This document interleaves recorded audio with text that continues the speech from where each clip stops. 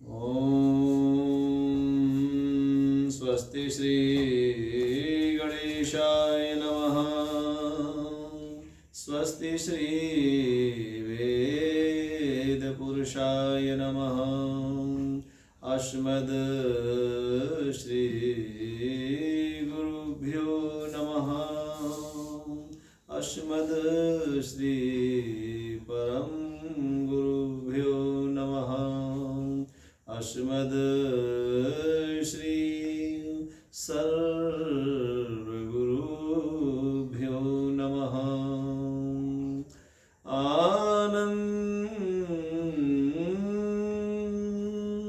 अज्ञानतिमिरान्धस्य ज्ञानाञ्जनशलाकया चक्षुरोन्मीलितं येन तस्मै श्री गुरुवे नमः।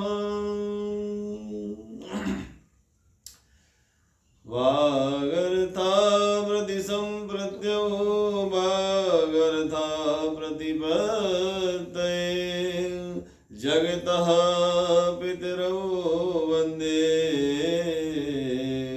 पार्वती परमेश्वरौ।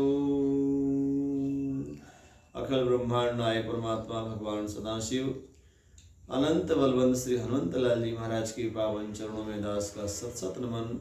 आइए मेरे भाई बहन, आज काशी पुनीत गाथा के अंतर्गत आज बहुत ही सुंदर परिचर्चा आज होने जा रही है। काशी पुनीत गाथा का भाग नंबर 12 आज आप लोगों के सामने प्रस्तुत होने जा रहा है। इसको हम लोग सुने, इस पावन पुनीत गाथा में हम लोग अवगाहन करें, हम लोग इसमें आनंद लें, अपने आप को धन्य करें, अपने आप को पावन करें। इन्हीं विचारों के साथ हम आपके साथ निरंतर आपका साथ दे रहे हैं, आपके साथ चल रहे हैं। और हम आप लोगों से एक बात अवश्य कहना चाहते हैं, हे मेरे भाई बहन, जो काशी पुनीत गाथा है ये सामान्य गाथा नहीं है। ये तो हमको ऐसे लगता है कि जैसे कोई बहुत बड़ा पुण्य है, कोई बहुत बड़ी कृपा है, अग्रजों की, पूर्वजों की, मेरे महापुरुषों की, मेरे गुरुजनों की, मेरे माता पिता की असीम कृपा है, जिनकी कृपा प्रभा से, जिनकी कृपा पुंज से ये दिव्य प्रसाद, दिव्य परिचर्चा हम लोगों को सुनने का सौभाग्य प्राप्त हो रहा है। इसके लिए वाणी मुखर अवश्य हो रही है, लेकिन इसके पीछे महापुरुषों का आशीर्वाद है, महापुरुषों की विशेष कृपा है। सामान्य जीव कुछ नहीं कर सकता है, सामान्य जीव का सामर्थ्य ही नहीं है कि वो कुछ करे। ये सब कुछ करने कराने के पीछे करें करावे भंजन सोई, उमा राम गति लखे न कोई। सब कुछ करने कराने वाला कोई संसार में है तो ही परवरदिगार परमात्मा, उनकी असीम अनुकंपा। आइए आज की बड़ी पवित्र परिचर्चा। ओम स्वर्ग भूमि स्तुषागेय मोक्ष भूमि मध्यता स्वर्ग भूम्यस्तु शागेयः मोक्ष भूम्यस्तु मध्यमः मध्यतः काश्याश्चतुर्दशं देवी योजनं स्वर्ग भूमिका काश्याश्चतुर्दशं देवी योजनं स्वर्ग भूमिका। यहाँ पर ऐसा कहा जाता है कि जो काशी है, इस काशी को मैं पूर्व में भी निवेदन मैंने किया है, काशी 3 खंड में विभज्य है। काशी भगवान महादेव की त्रिशूल पर बसी हुई है, काशी 3 खंड में विभज्य है। और काशी के 3 खंडों का जो नाम है उसमें प्रथम आता है आपका महामृत्युंजय खंड। काशी का जो त्रिशूल है वो महामृत्युंजय खंड है। पहला महामृत्युंजय खंड उत्तर में महामृत्युंजय खंड है, मध्य में श्री महाविश्वेश्वर खंड है और दक्षिण में जो है आपका केदार खंड है। 3 खंड में काशी विभज्य है। और तीनों खंडों की जो महिमा है बड़ी अद्भुत है मेरे भाई बहन। कहते हैं कि स्वर्ग भूमि जो है, स्वर्ग भूमिस्तु शागियम, जो स्वर्ग भूमि कही जाती है, कहते हैं काशी उत्तर से देखी जाएगी, उत्तर से। तो उत्तर की जो भूमि है वह स्वर्ग भूमि है, काशी की स्वर्ग भूमि कही जा रही है, जिसको भगवान ब्रह्मा जी का जो स्थान है। क्योंकि 3 खंड में काशी, तो प्रथम खंड जो नाम था आपका विश्वेश्वर, जो आपका महामृत्युंजय खंड है, तो महामृत्युंजय खंड को ब्रह्माखंड भी कहते हैं, ब्रह्माखंड भी कहते हैं। तो ब्रह्माखंड की जो भूमि है, ब्रह्मखंड की जो भूमि है, वो भूमि स्वर्ग के सदृश है, वह स्वर्ग भूमि कही जाती है। और मध्य मोक्ष भूम्यस्तु मध्यतः, मोक्ष भूम्यस्तु मध्यतः। और जो मध्य की भूमि है, मध्य खंड कहते हैं विश्वेश्वर खंड के लिए। विश्वेश्वर खंड यानी आज के समय में जो वर्तमान में मोदी जी के द्वारा जो बहुत विशाल एक विश्वनाथ धाम कॉरिडोर की जो स्थापना हुई है, ये मध्य खंड के अंतर्गत आता है। ये मध्य खंड जो है, ये मध्य खंड ही साक्षात जो है भगवान विश्वनाथ जी का खंड है। और ये खंड जो है मोक्ष खंड कहा जाता है, ये मोक्ष की भूमि कही जाती है। यहाँ व्यक्ति को मोक्ष प्राप्त हो जाता है। अभी आगे आपको बताएंगे कि मोक्ष भूमि की ये क्षेत्रावली कितनी है, इसका क्षेत्र कितना है, मैं आपको निवेदन करूंगा अभी आपके सामने। और काश्चाश्च चतुर्दिशं देवी, भगवान भोलेनाथ देवी पार्वती को इस संवाद सुना रहे हैं।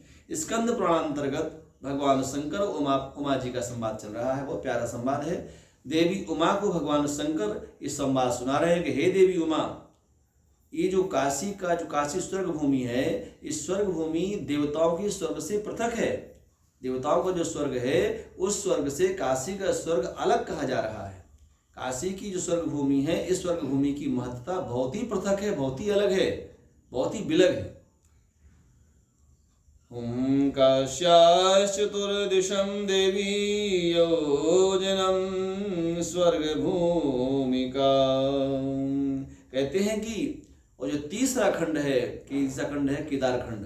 तो तीसरा खंड केदार खंड जो है, ये केदार खंड दिव्य रूप से भगवान रुद्र महादेव का कहा जाता है। कहते हैं कि ब्रह्मा विष्णु महेश या तीनों विराजते हैं यहाँ पर। तो ब्रह्मा जी का जो कहते हैं महामृत्युंजय खंड ब्रह्मा जी का नेतृत्व कर रहे हैं, और मध्य खंड भगवान विष्णु का नेतृत्व कर रहे हैं, और जो केदार खंड है वो उमा महेश्वर भगवान का नेतृत्व कर रहे हैं। तो केदार खंड में भगवान उमा महेश्वर विराजते हैं। और ये जो भूमि है विशुद्ध रूप से, ये भूमि हमारे भक्तों के लिए, शिव साधकों के लिए बड़ी महत्वपूर्ण भूमिका इस भूमि के विषय में कहा जाता है। ये भूमि शिव उपासकों के लिए बहुत महत्वपूर्ण भूमि है। और इसके साथ साथ एक चीज और भगवान भोलेनाथ देवी पार्वती को बता रहे हैं। हे देवी, ध्यान से सुनो। कृतास्तत्र तु गच्छन्ति स्वर्गं सुकृतिनां पदम। यहाँ के विषय में कहा जा रहा है कि स्वर्ग की भूमि एक योजन का विस्तीर्ण क्षेत्र है। यहाँ की भूमि का ये स्वर्ग जो है 1 योजन का है। 1 योजन कितने का होता है? 1 योजन का ऐसे आप अनुमान लगा लीजिए, जैसे मान लीजिए कि 1 योजन में लगभग 3 किलोमीटर होता है।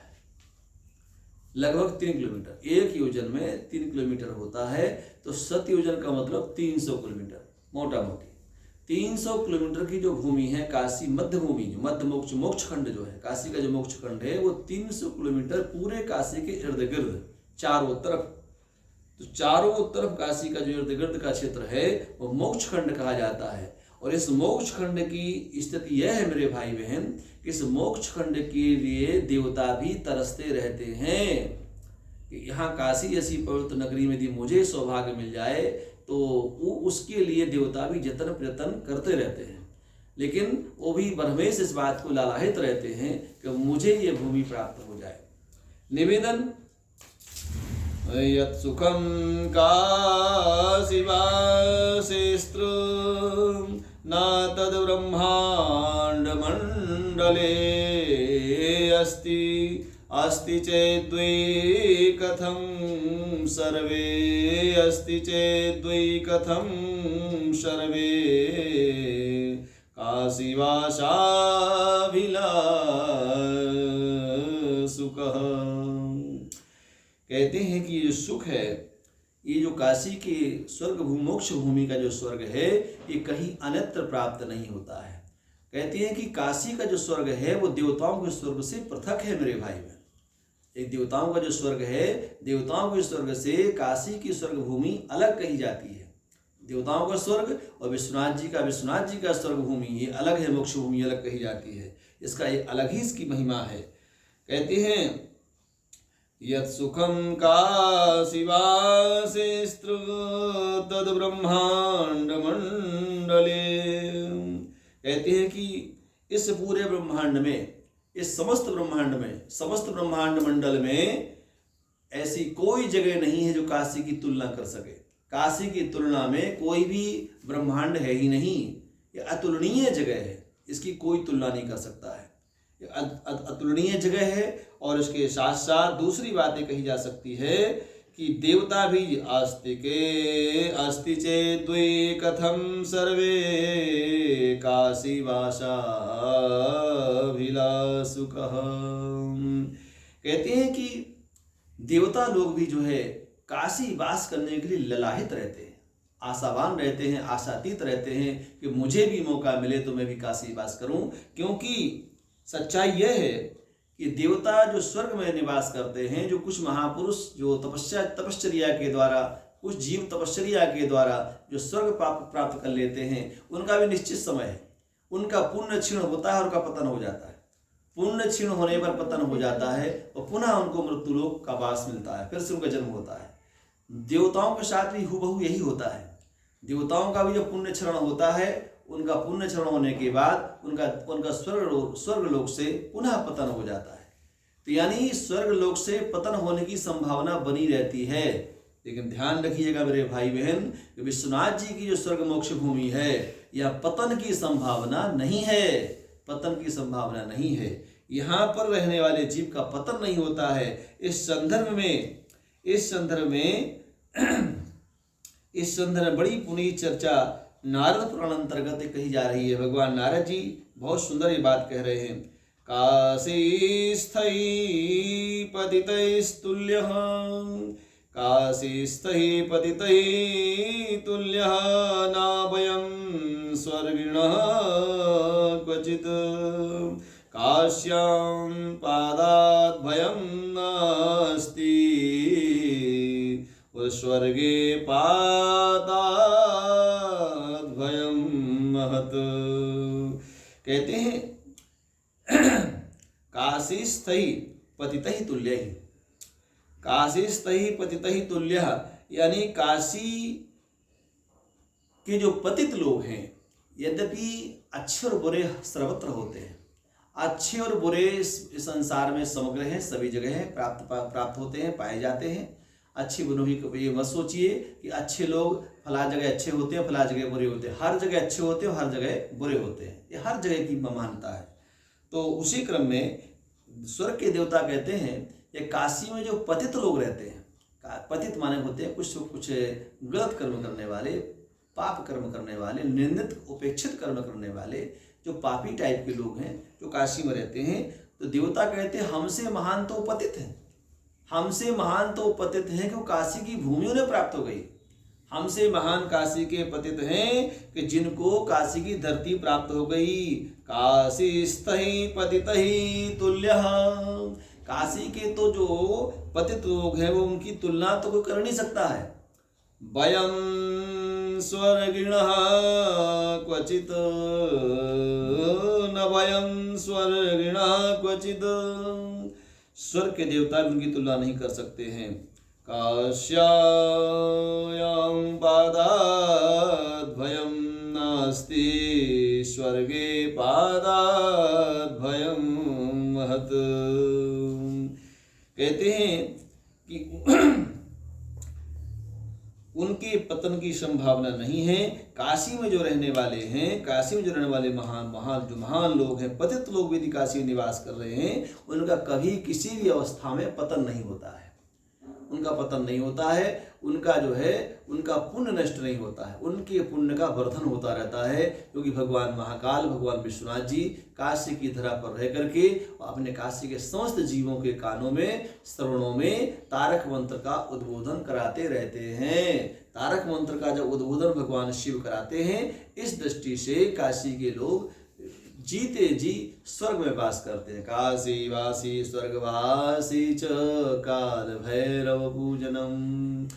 आइए मेरे भाई बहन, आज का ये जो प्रसंग है इसको ही विराम देते हैं और कल की परिचर्चा कल होगी। और तब तक के लिए हम आप लोगों से जय श्री कृष्ण निवेदन करते हैं। सर्वे भवन्तु सुखिनः, सर्वे सन्तु निरामयः, सर्वे भद्राणि पश्यन्तु मा कश्चित् दुःखभाग् भवेत्। ओम शांति, ओम शांति, ओम शांति।